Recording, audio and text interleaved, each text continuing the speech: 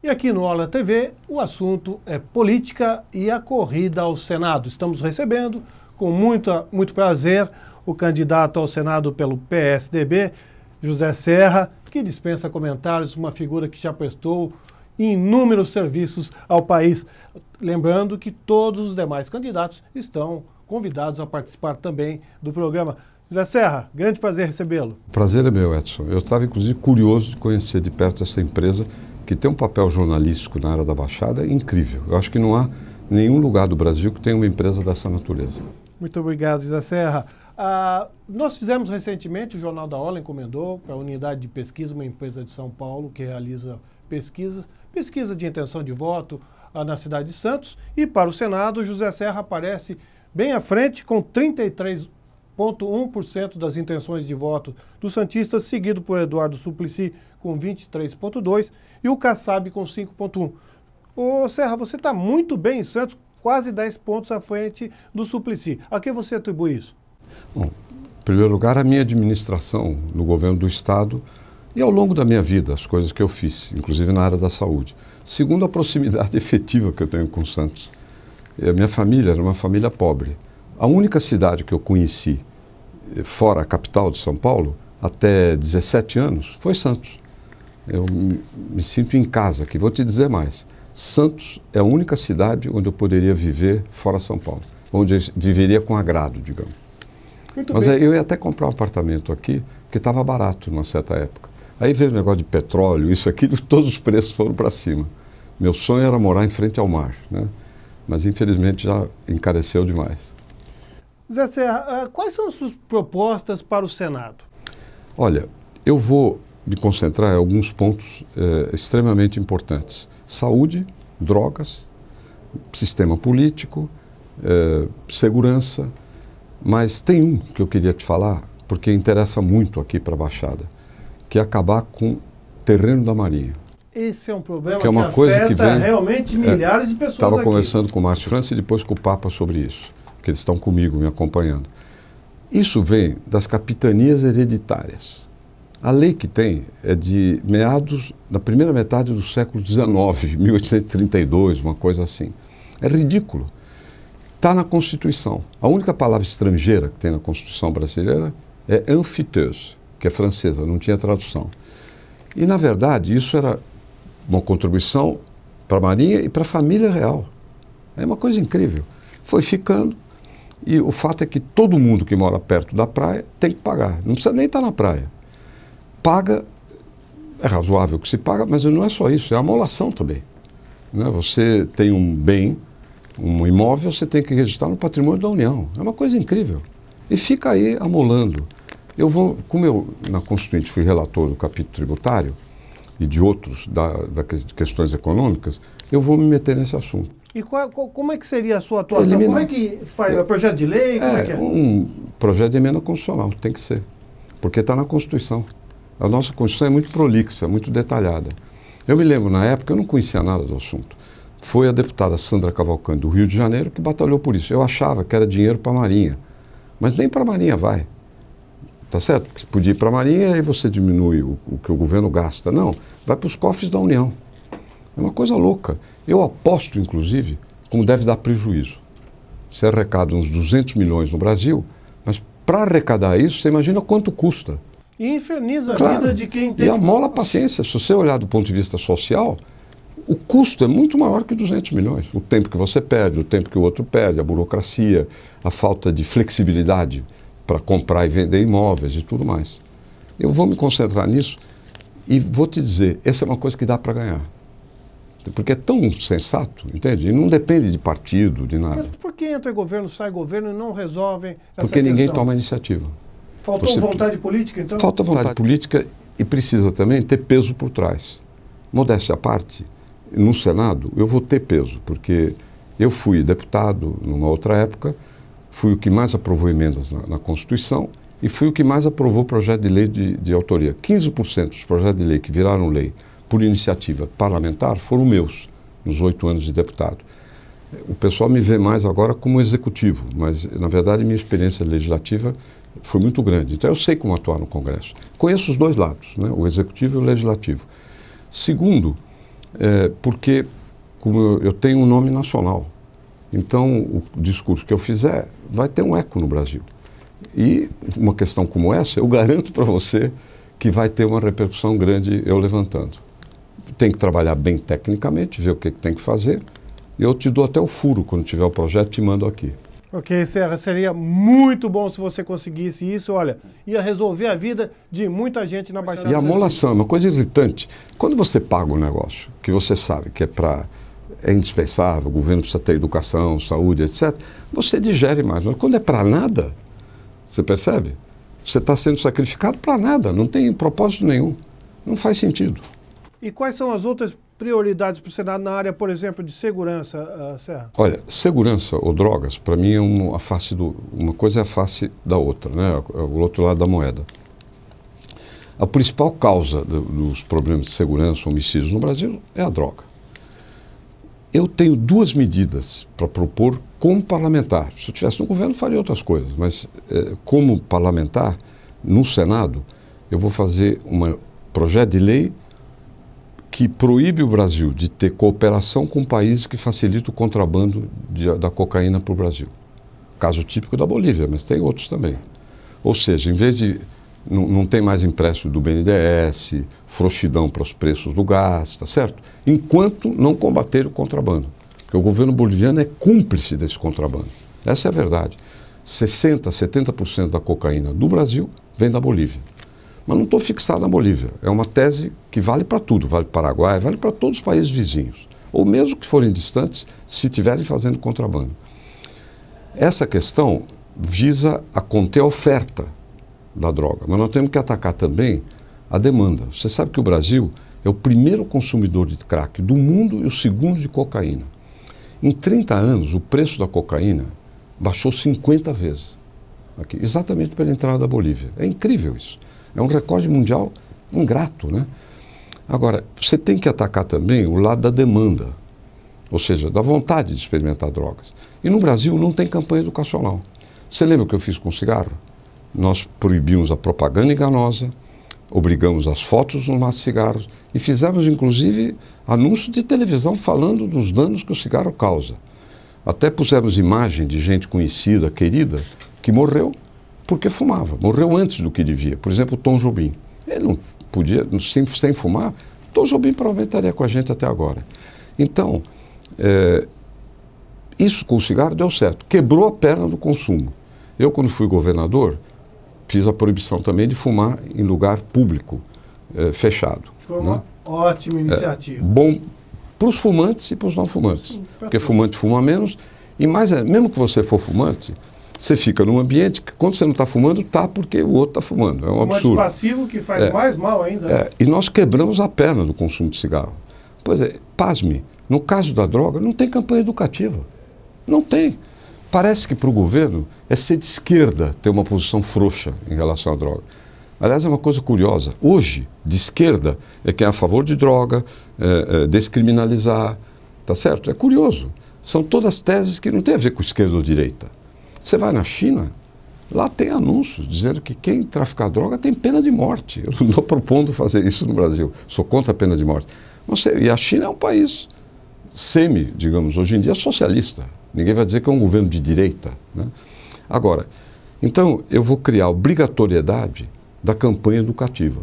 Você tem muita gente famosa que foi dependente de droga, fez tratamento, eles devem dar depoimentos e dão, mostrando como é que enfrentaram, o que sofreram com isso. Isso você contém a demanda.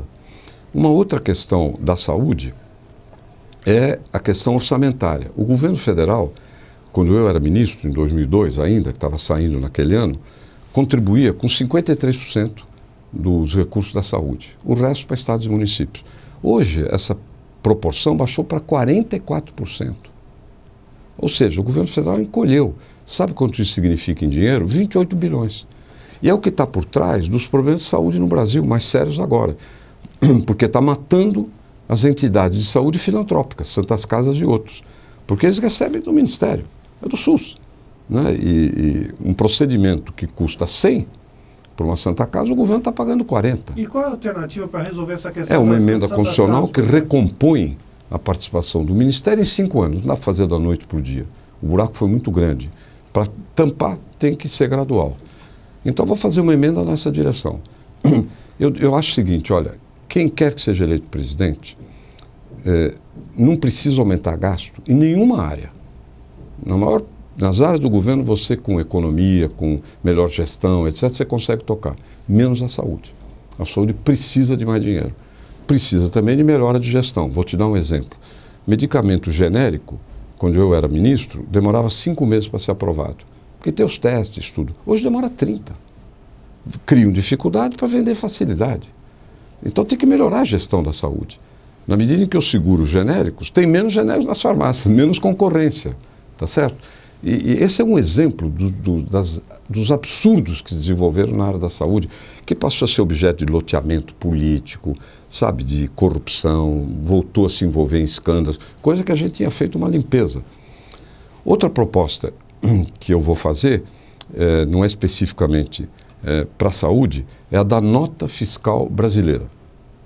Edson, você usa a nota fiscal paulista? Não. Presumo. Você não pega o dinheiro de volta? Não, eu pego para doar para bom, tá ótimo. Não, mas você está doando. Sim. Você sabe quanto vai para entidades filantrópicas em São Paulo? Eu sei que é um bom dinheiro. Mais de 300 milhões. Sim. O que é uma boa coisa. Você tem devolução de imposto. Se não é para o seu bolso, é porque você não quer. Eu acho que você faz o melhor. Claro, você está doando. Por exemplo, a Santa Casa de São Paulo, muitos outros se socorrem nisso, até a Pastoral da Criança. Mas o imposto é devolvido. Então vamos criar a nota fiscal brasileira.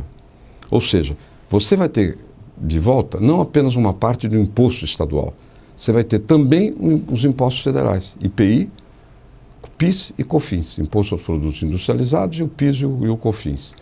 Isso pode ser feito junto com a nota fiscal paulista. O governo do estado faz um acordo com o governo federal, recolhe e passa o recurso, está certo?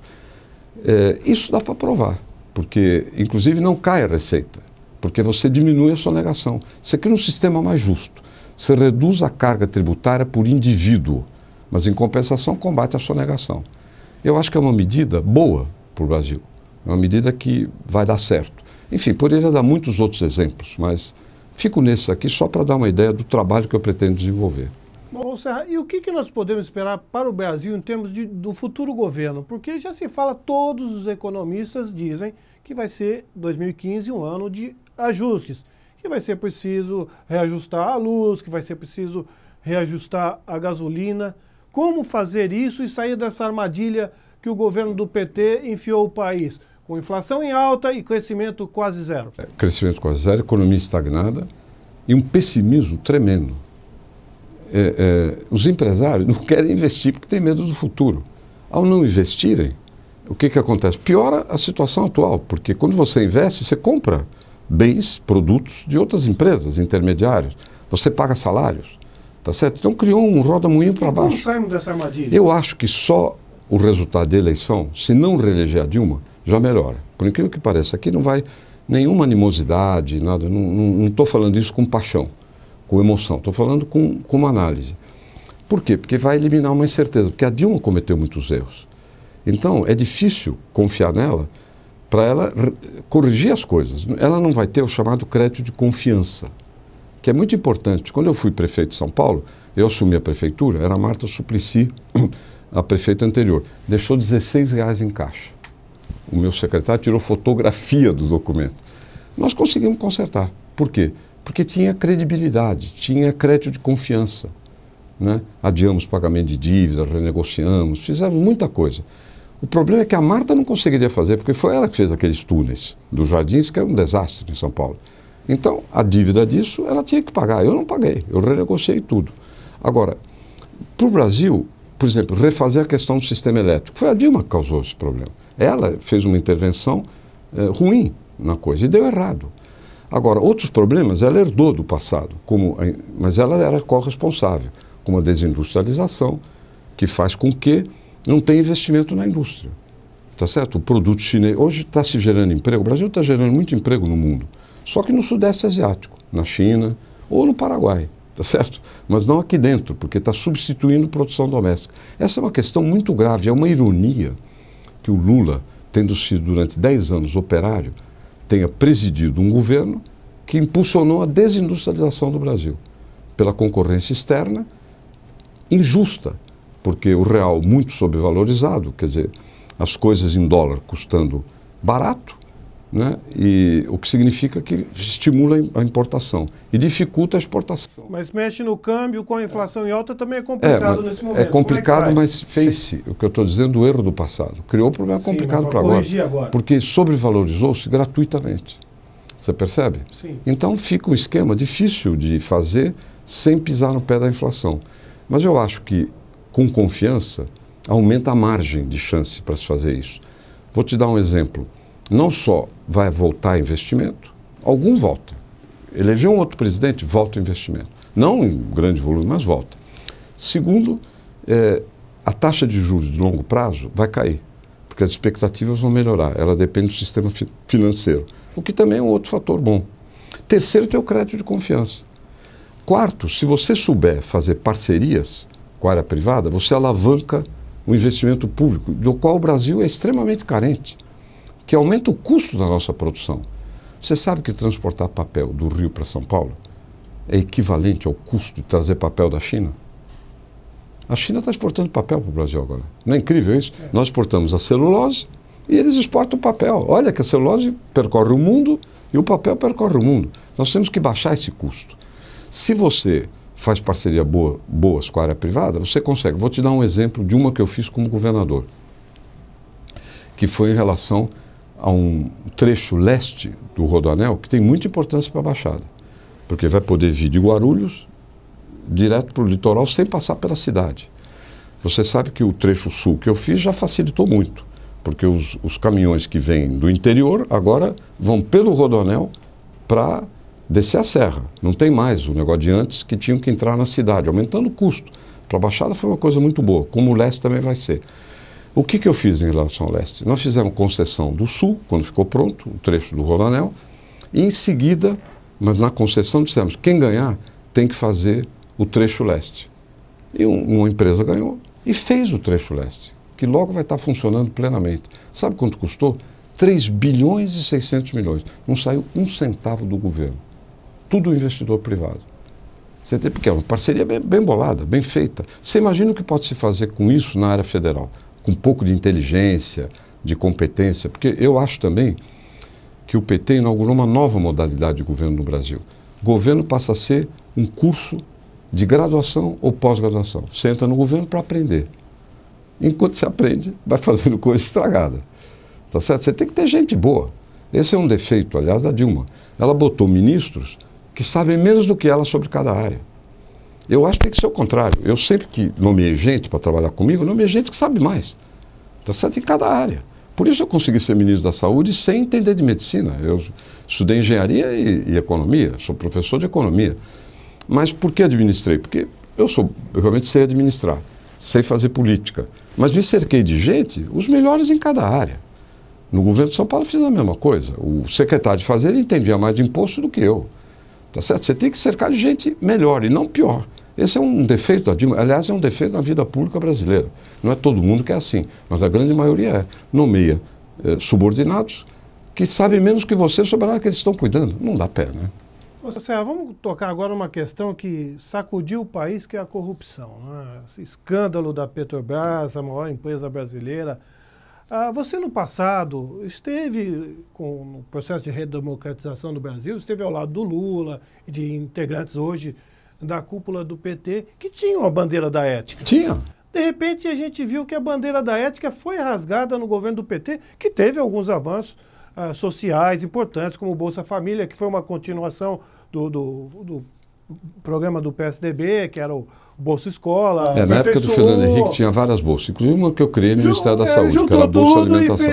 Eles juntaram e expandiram. Eu acho uma política correta. Houve avanços sociais, sem dúvida, houve avanços. Mas a que custo? É o preço da decência, da corrupção. Onde foi que desandou a maionese da época? Deixa eu te dizer uma coisa. O Bolsa Família é um bom programa, mas ele não tem nada a ver com a corrupção. Podia ser feito. Não. Claro. Então, eu estou dizendo isso porque são coisas boas que o PT fez. Mas num determinado momento, desandou a questão ética. Aí são dois fatores. Um objetivo, que é o desejo de ter maioria no Congresso, isso e aquilo, etc. E não saber trabalhar direito isso. Depois do mensalão, o Lula ficou mais temeroso. Aí loteou mais o governo para ter sustentação no Congresso. A meu ver, isso não era necessário. Você pode levar Congresso, Câmara, de vereadores, Assembleia Legislativa, trabalhar bem sem lotear, sem eles ficarem nomeando gente, porque eles têm interesse nas suas comunidades, entendeu? No seu eleitorado. E você vai fazer obra, você pode dar crédito a eles. Aí é um jogo delicado, porque você não pode privilegiar um. Você sabe que deputado é assim.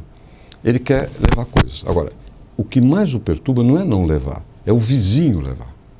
Aí é um inferno, né? Porque ameaça a reeleição dele. Quando eu entrei no Congresso, na Câmara de Deputados, eu me lembro que eu conversava com o doutor Ulisses, de quem eu me tornei amigo, apesar da diferença de gerações. Eu disse, doutor Ulisses, eu percebi aqui o seguinte, tem 5 coisas sagradas. Na tribuna, ninguém fala mal, só levam para o céu. Velhinho, criancinha, mulher, Jesus Cristo e municípios. Isso é sagrado, tá certo? Agora, tem uma 6ª questão que é anterior e superior às outras, que chama-se reeleição. Tá certo? Por reeleição, o deputado faz qualquer coisa. Então, você tem que dar a ele um tratamento adequado, né? Por exemplo, na época do Ministério da Saúde, eu fiz um grande programa de saneamento, que nós escolhemos os municípios, os de IDH, Índice de Desenvolvimento Humano, mais baixos. O que eu fiz? Escolhemos, chamamos os parlamentares, senadores, governadores, etc. Dissemos o seguinte, olha, nós vamos investir nesses municípios. Vocês têm aqui a decisão, pode ir para o Estado e dizer que você arrancou. Tá certo? A decisão foi tomada com critérios técnicos, mas ele pode dizer que ele ajudou nisso. E eles ficam felizes. Então, a questão que eu quero te perguntar... Mas deixa eu te dizer uma outra coisa. Sim. Esse é um fator, uma visão política equivocada, né? Que fez o PT se aliar a tudo que tinha de mais podre e corrompido e antigo na República Brasileira. Segundo, tem um problema ideológico. É que os petistas substituem a ética do indivíduo pela ética do partido. Ou seja, você pode fazer qualquer lambança, se for para beneficiar o partido, ela está justificada. Então você faz com tranquilidade. Não é para mim? Claro, não é para mim. Ou seja, o sujeito pensa, não é para mim, é para o partido, o partido é a finalidade nossa. A finalidade não é o Brasil, é fortalecer o partido. É uma origem do PT, é um resto bolchevique do PT. O PT não tem nada de comunista, pelo contrário hoje. Mas é uma herança que ficou de um regime totalitário em que o partido é que dá ética, se percebe? O indivíduo não precisa se comportar bem ou mal, ele tem que se comportar de acordo com a ética do partido. E fazer qualquer serviço que for necessário para o partido. Isso não acaba corrompendo também o eleitor? Eu estou te fazendo essa pergunta porque eu fico chocado quando eu vejo o Arruda, que renunciou agora à candidatura, mas foi pego roubando dinheiro, dando gargalhada com o dinheiro do cidadão, do contribuinte, e liderava as pesquisas de opinião. Mas sabe do quê? Você sabe por quê? O que aconteceu? Pelo seguinte, porque a desilusão com a política é tamanha que muita gente pensa, é tudo a mesma coisa. Você percebe? Mesmo na hora do voto, diz, tudo a mesma coisa, os políticos são todos iguais. É um equívoco, não são. Tem gente melhor e tem gente pior. Mas para a população, com dificuldade de informação, tá certo? Enfim, gente que trabalha o dia inteiro, não vai ficar acompanhando de perto questões nacionais, assim, no dia a dia. Fica assim, não, nenhum político presta, vou votar nesse porque ele me fez tal coisa, ou isso ou aquilo. Não é generalizado isso, mas uma parcela da população vê dessa maneira. Eu vou te perguntar, você foi prefeito de São Paulo, foi governador de São Paulo. Diante dessa nossa conversa aqui, é possível governar utilizando valores republicanos, sem sujeira? Óbvio, concessão aqui, concessão ali, mas dentro dos limites da democracia? Perfeitamente, perfeitamente. Se quiser, o governo de São Paulo, que é uma coisa maior, levei trabalho com a Assembleia bem, emendas ao orçamento, dava, né, emendas, sempre que elas fossem boas. E mesmo eu dava orientação, né? Dizia, por exemplo, o seguinte, emenda sobre saúde não pode ser para começar a obra. Né? Porque os deputados são loucos para começar uma obra, concorrência, etc. Não vou aceitar. Por quê? Porque tem muita obra em andamento. Eu preciso terminar o que está fazendo. Então, emenda só vale para a obra que está em andamento. Emenda para Santas Casas eu topo todas, porque a gente tem que ajudar as Santas Casas, entende? Você vai orientando. Um ambulatório médico de especialidade, o AME, que eu criei, aliás, fiz 2 aqui na Baixada. O de Santos, que é uma beleza, e o da Praia Grande, que é uma beleza. O AME é modéstia à parte, Depois do Ministério, lá eu fiz algumas inovações. Até o candidato do PMDB está elogiando. O AME é uma coisa espetacular, até pela qualidade do atendimento. Eu fiz 20 e tantos em São Paulo, o Alckmin continuou. Isso realmente daqui 4 anos vai estar cobrindo toda a população, porque cada AME cobre um universo de 500, 600 mil pessoas, né? Hoje tem mais de 30, quer dizer, já se cobre uma fração de milhões, de dezenas de milhões da população do Estado. Logo vai cobrir tudo. Mas o sujeito que vem fazer uma emenda para o AME, eu topo.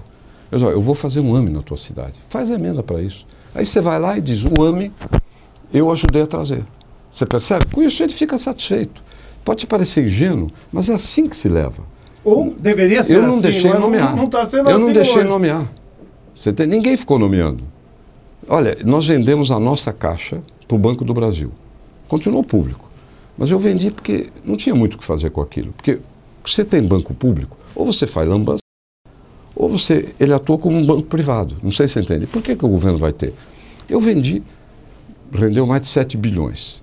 Com esse dinheiro fizeram metrô, criamos um banco de desenvolvimento só para financiar micro e pequena empresa, com capital, tá certo? Que pode ser subsidiado, novos empreendimentos. Fizeram muita coisa com o dinheiro da nossa caixa. Agora, a Assembleia aprovou, sem problema nenhum. Não precisei ficar barganhando. Agora, eu não sabia, Edson, o nome dos diretores da Caixa, da nossa Caixa. O nome. Eu não tive nada a ver, eu era governador. Porque eu não quero me meter nisso. Tá certo? Se você vier me perguntar o nome dos diretores de empresas estaduais no meu governo, eu não sei. Por quê? Porque tem o presidente e ele vai escolhendo, é uma escolha técnica. É infalível, não, mas a probabilidade de ter lambança diminui muito, tá certo? Porque não tem um deputado por trás, não tem um grupo de prefeitos por trás, etc.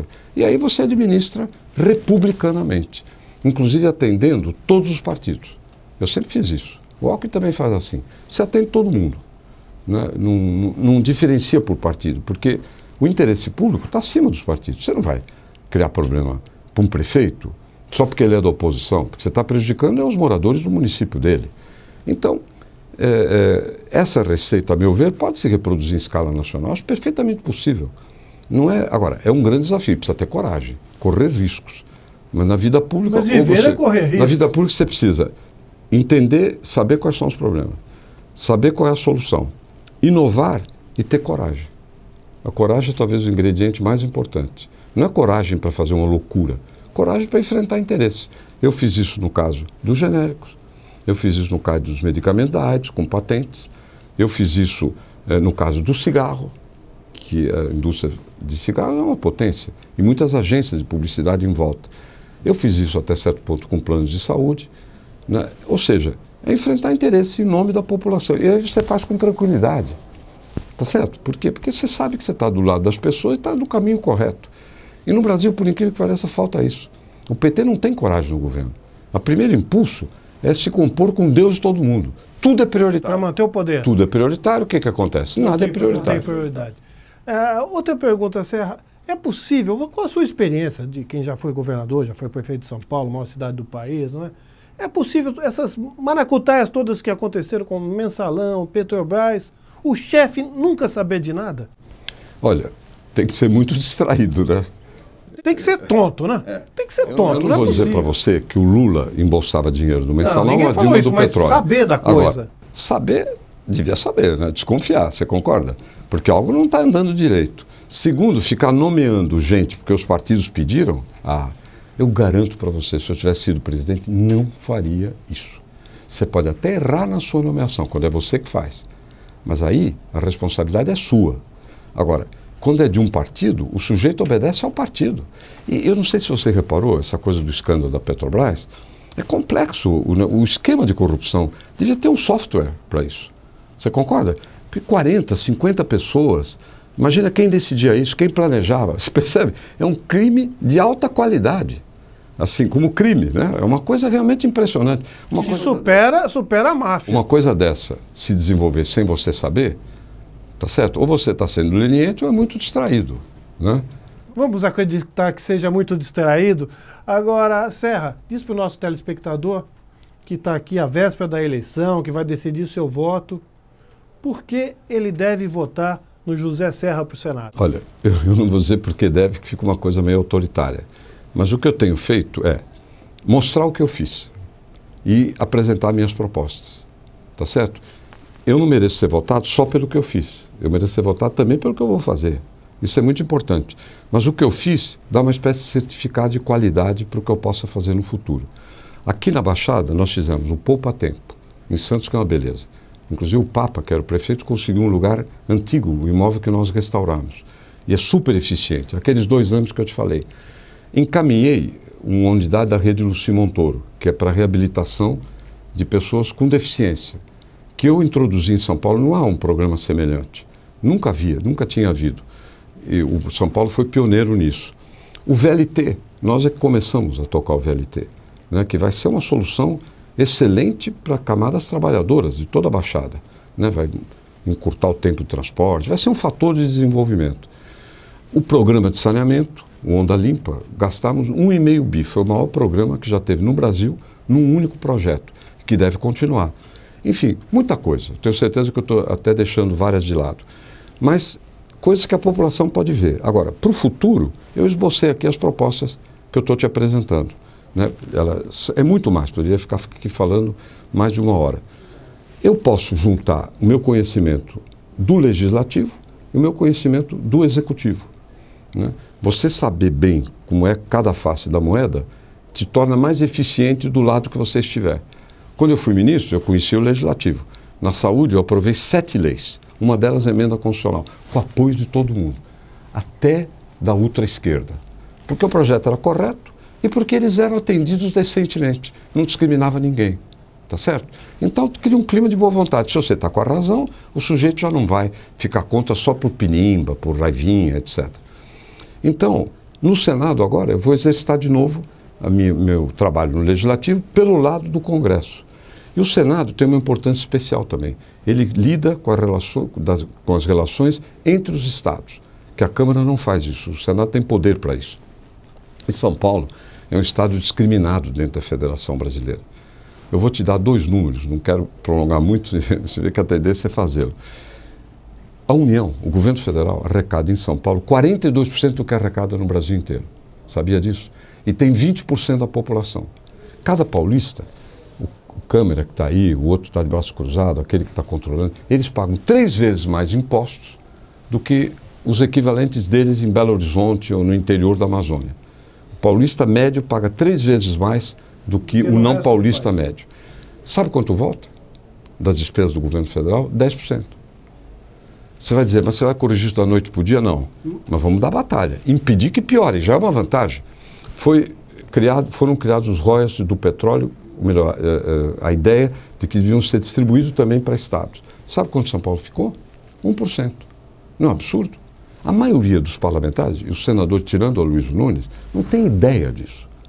Você entende? Esse é um fenômeno que tem a ver com o nosso padrão de vida, com menos recursos no nosso estado, para gerar empregos, para investimentos e tudo mais. Então, eu vou ser capitão nessa batalha, porque eu conheço como isso se faz. Aprendi como governador e aprendi na época da Constituinte, porque eu fui o relator desses capítulos gerais, né? Outra coisa são as leis e como funciona. Então, essa é uma batalha também importante. Defesa de São Paulo, ao lado da defesa do Brasil. Uma tribuna política, inclusive, para pressionar contra essa banalização da lambança, dos escândalos. O que é que está acontecendo no Brasil que te inquieta tanto? E da economia estagnada, você entende? Perda de oportunidade, geração de empregos na Ásia. Poderia tirar muitos exemplos de tolices de política econômica que permitiram isso. Eu vou estar sempre vigilante. Tenho uma audiência nacional, então, ao lado de trabalhar pelo meu estado, vou trabalhar também pelo Brasil. Ok, José Serra, muito obrigado. Esse é José Serra, um dos políticos mais influentes da história recente do Brasil. Uma grande honra tê-lo recebido. Para mim, repito, como eu disse no início, enorme satisfação de vir aqui, acredite. O Ala TV fica por aqui.